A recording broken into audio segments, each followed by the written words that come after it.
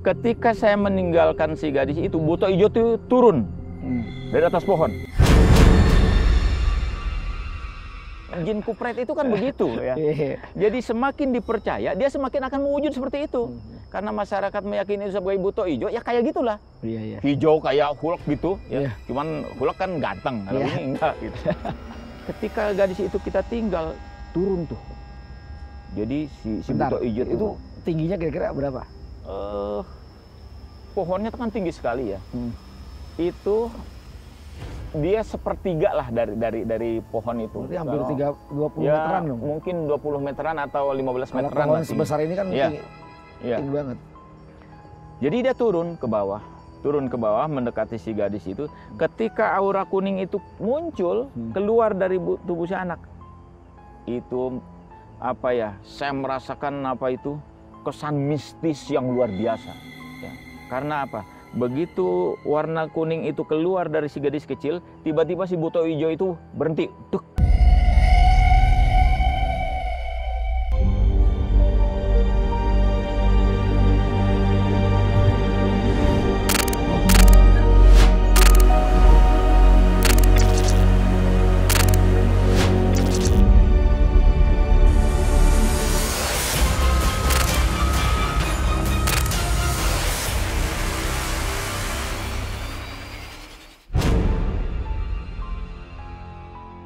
Dia melihat ke si gadis kecil itu, tapi nggak berani mendekat.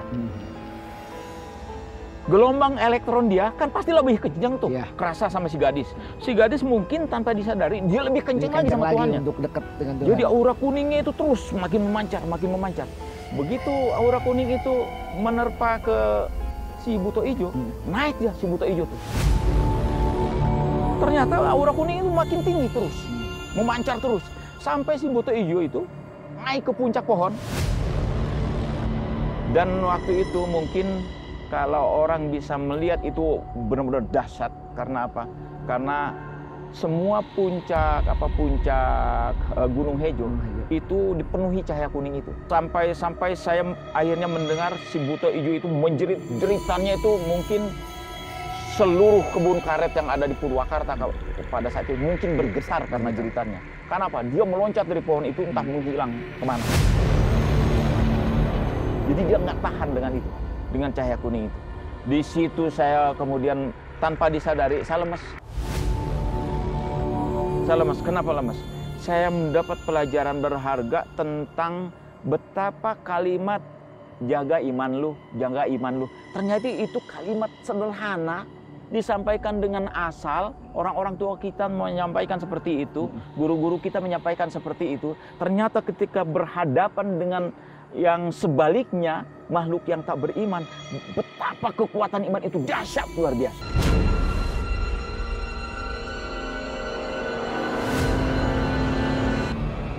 Memporak-porandakan hancur sesosok buta ijo yang segitu langsung menghilang dari situ.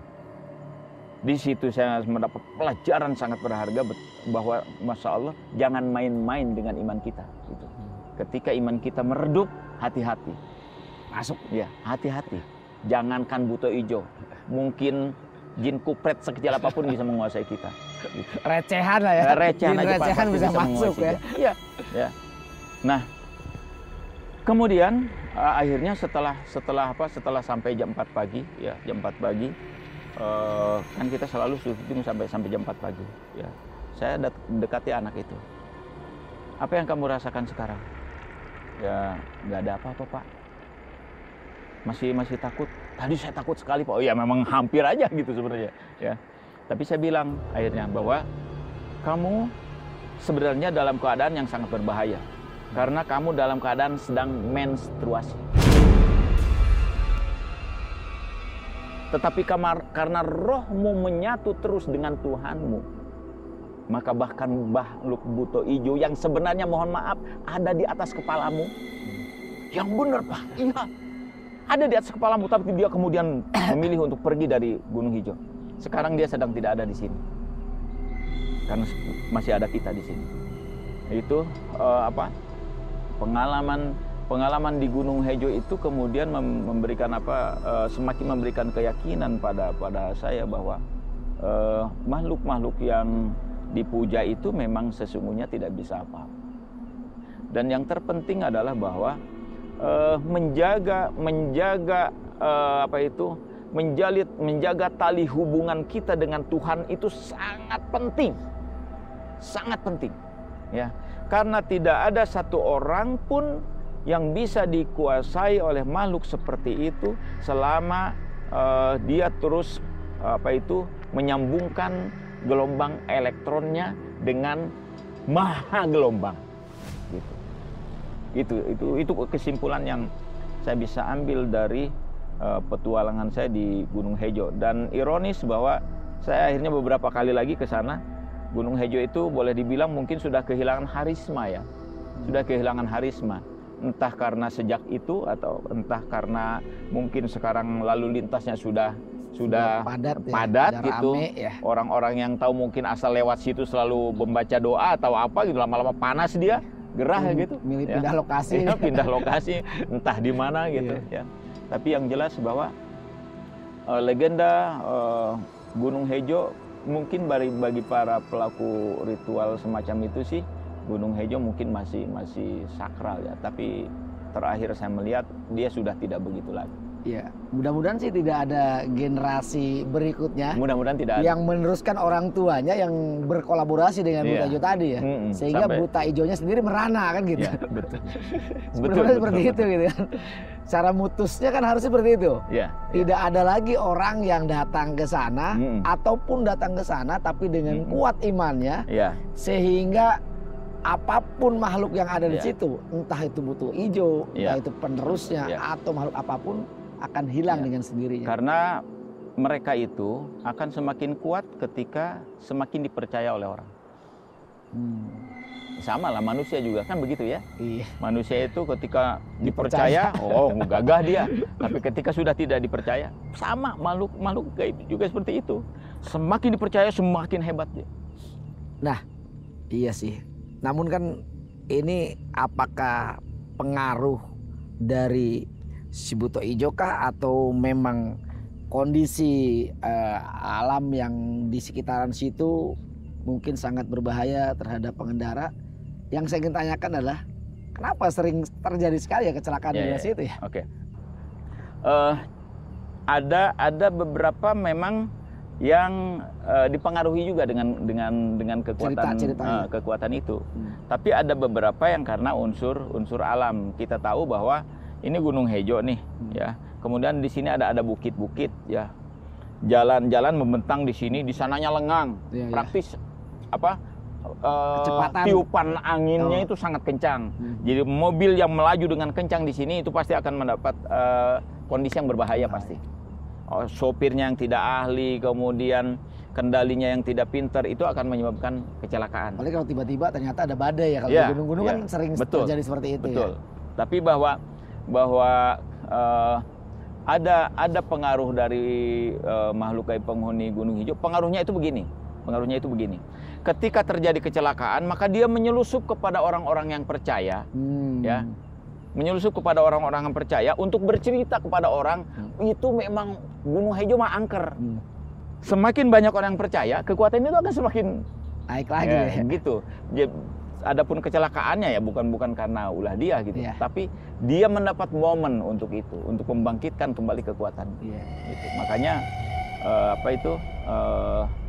apakah kecelakaan itu murni oleh kekuatan makhluk gaib? Tidak semua begitu, tapi ada sebagian begitu. Sebagian misal ada beberapa korban kecelakaan yang masih kemudian bisa diajak bicara, dia merasa melihat sesuatu atau mengalami sesuatu. Itulah tadi, siapapun yang terus terhubung dengan Tuhannya tidak akan bisa dikuasai. Makanya orang kalau sudah lengah jadi dari keterhubungan dengan Tuhan, udah gampang masuk. Tiba-tiba dia lagi asik nyetir, makhluk putih gitu, udah goyah dia gitu. Iya, ini ada ya cerita sederhana, tapi kadang-kadang ini menyebar hampir di seantero masyarakat yang ada di kita, bahwa kalau ada mitos ketika di jalanan kan, harus bunyiin klakson atau apa gitu atau seperti itu gitu. Itu emang ada cerita itu seperti itu? Ya, di tikungan-tikungan tertentu atau di jalan yang lempeng di tengah rimba biasanya jembatan gitu kan. ya, di dekat jembatan harus membunyikan klakson gitu. Kode gitu, kode terhadap ini. Gini, keyakinan itu ada di beberapa kalangan masyarakat, tapi mohon maaf ya, saya sendiri nggak pernah kayak gitu.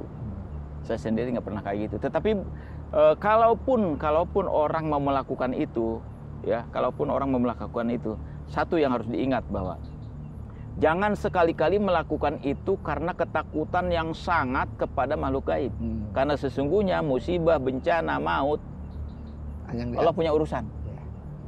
Ya, Allah punya urusan, bukan urusan mereka gitu.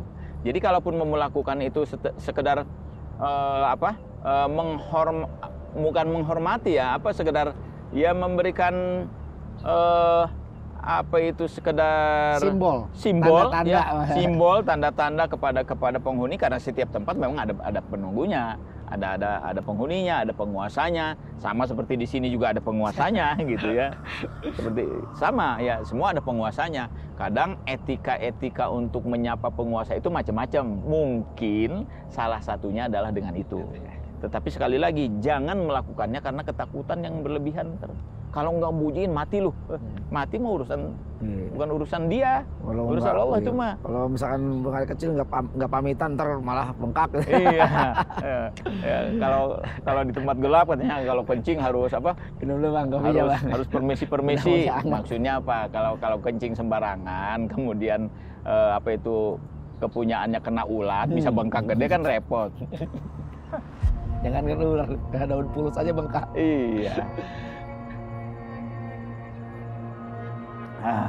Terima kasih banyak. Siap. Bang Ali sudah kembali hadir di Jejak-Jejak Rahasia ini ya.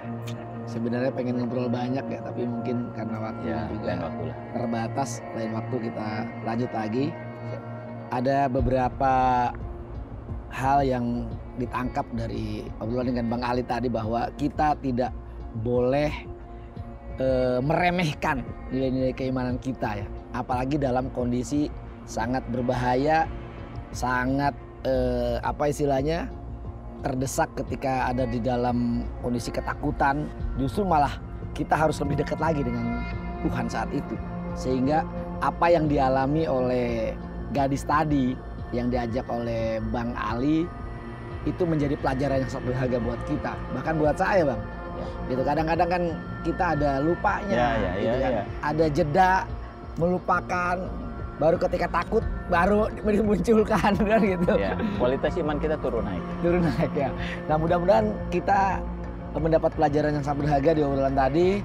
Masih di Jejak-Jejak Rahasia. Jangan kemana-mana, ikuti terus channel Jejak-Jejak Rahasia, karena tidak ada rahasia yang tidak bisa kita ungkap kecuali kehendaknya. Saya Jurasep dan Bang Ali Taba, tetap di channel Jejak-Jejak Rahasia.